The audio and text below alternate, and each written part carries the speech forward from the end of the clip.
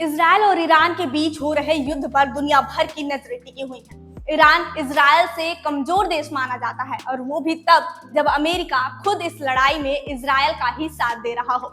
लेकिन क्या वाकई ईरान कमजोर देश है?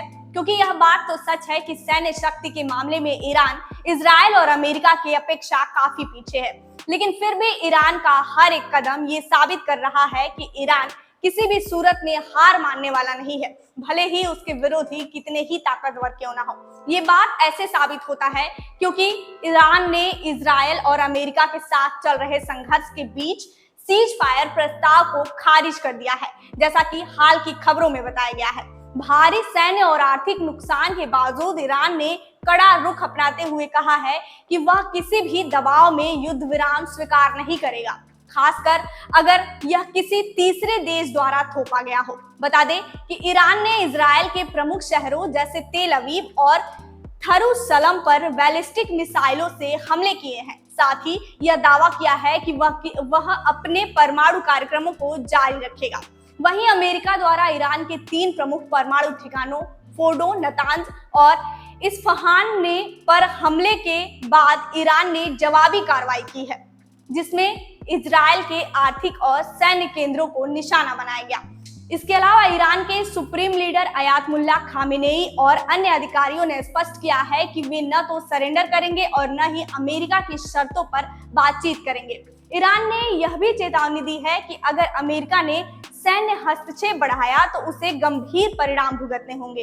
इसके अलावा ईरान ने स्ट्रेट ऑफ होर्मुज को बंद करने की धमकी दी है, जिससे वैश्विक तेल आपूर्ति पर असर पड़ सकता है और इस कदम को लेकर अमेरिका ने कड़ा जवाब देने की चेतावनी दी है।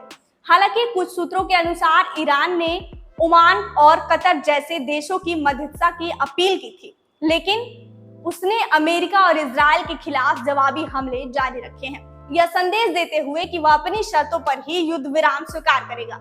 इस बीच रूस और चीन जैसे देशों ने ईरान को नैतिक समर्थन दिया है, लेकिन वे खुले तौर पर इस युद्ध में शामिल नहीं हुए हैं। दूसरी ओर इजराइल के प्रधानमंत्री बेंजामिन नेतन्याहू ने कहा है कि युद्ध तब तक जारी रहेगा जब तक ईरान के परमाणु और सैन्य ठिकानों को पूरी तरह से नष्ट नहीं किए जाते हैं।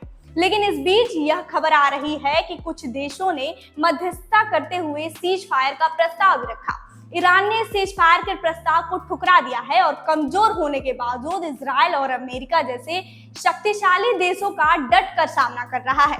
यह स्थिति न केवल मध्य पूर्व बल्कि पूरी दुनिया के लिए चिंता का विषय बन गई है। अब सवाल यह है कि ईरान के इस कड़े रुख से वैश्विक परिणाम क्या हो सकते हैं, इस पर चर्चा करेंगे। उससे पहले बता दें कि ईरान और इजराइल के बीच तनाव की जड़ें गहरी हैं। ईरान का परमाणु कार्यक्रम और क्षेत्रीय प्रभाव हमेशा से इजराइल के लिए खतरा रहा है। दूसरी ओर ईरान इजराइल को मध्य पूर्व में अमेरिका का प्रॉक्सी मानता है, जो उसके हितों को कमजोर करता है।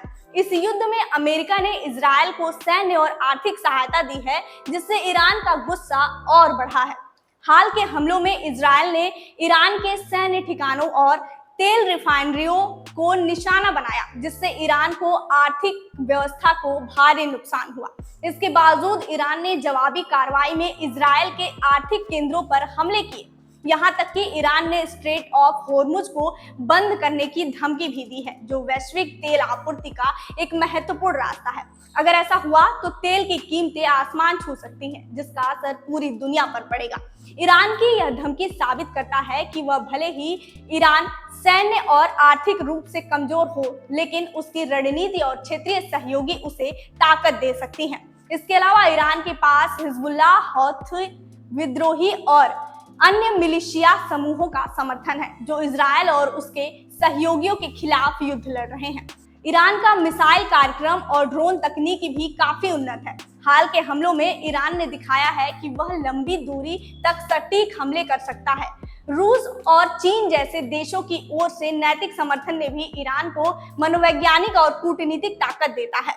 लेकिन इस युद्ध के वैश्विक परिणाम गंभीर हैं। स्ट्रेट ऑफ होर्मुज के बंद होने की धमकी से तेल की कीमतें पहले ही अस्थिर हो चुकी हैं। भारत जैसे देश जो तेल आयात पर निर्भर हैं, इसकी मार झेल सकते हैं। साथ ही अगर यह युद्ध और बढ़ा तो यह क्षेत्रीय स्थिरता के लिए खतरा बन सकता है।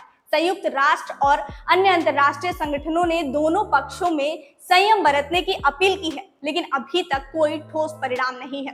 ईरान का साफ तौर पर कहना है कि यह युद्ध उसकी संप्रभुता और आत्मसम्मान का सवाल है। वे मानते हैं कि सीज फायर स्वीकार करना इजरायल और अमेरिका के सामने झुकने जैसा होगा। हालांकि अगर ईरान अपनी शर्तों पर युद्ध विराम स्वीकार करता है तो शांति की संभावना बन सकती है, लेकिन इजरायल और अमेरिका का कहना है कि वे तब तक हमले जारी रखेंगे जब तक ईरान का परमाणु और सैन्य खतरा पूरी तरह खत्म नहीं होता।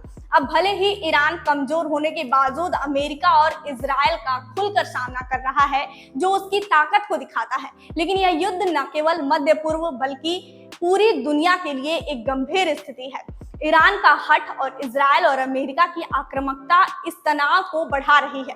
क्या इस युद्ध का कोई शांतिपूर्ण हल निकलेगा या यह भयावह रूप लेगा? यह सवाल हर किसी के मन में है। उम्मीद है कि कूटनीतिक और बातचीत से इस संकट का समाधान निकलेगा। आप इस मुद्दे और ईरान की ताकत पर क्या सोचते हैं? कमेंट बॉक्स में अपनी राय जरूर दीजिएगा। देखते रहिए बेधड़क खबर।